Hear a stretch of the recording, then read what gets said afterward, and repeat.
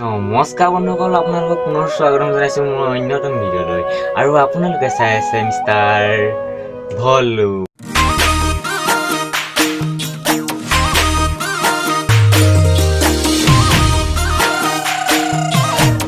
Mister ৰাজাই এজনী ছোৱালীক ৰোজ কৰিছিল টিকটকৰ।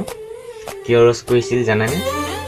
তাই এটা গানত, বিহু গানত হিপ হপ ডেন্স কৰিছিল, সেইকাৰণে নাই যিয়ে বনাক তই ক'বলৈ কোন বে?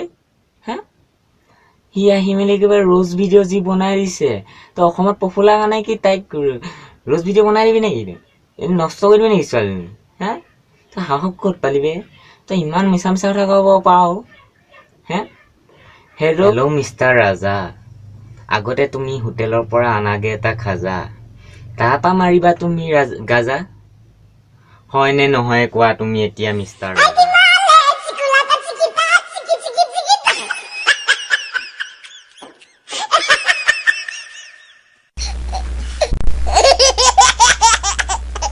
আজিলৈ দেৰি নকৰি ভিডিঅ'টো চাওঁ আহক। যদি এই ভিডিঅ'টো ভাল পায় লাইক কৰিব, কমেণ্ট কৰিব, শ্বেয়াৰ কৰিব, যিমান পাৰে সিমান শ্বেয়াৰ কৰিব, আৰু ছাবস্ক্ৰাইব কৰিবলৈ পাহৰি একেবাৰে নাযাব।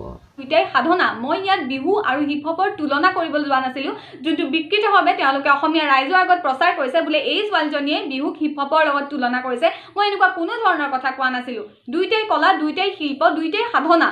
মই জাষ্ট সেইটো কথা কৈছিলোঁ। আৰু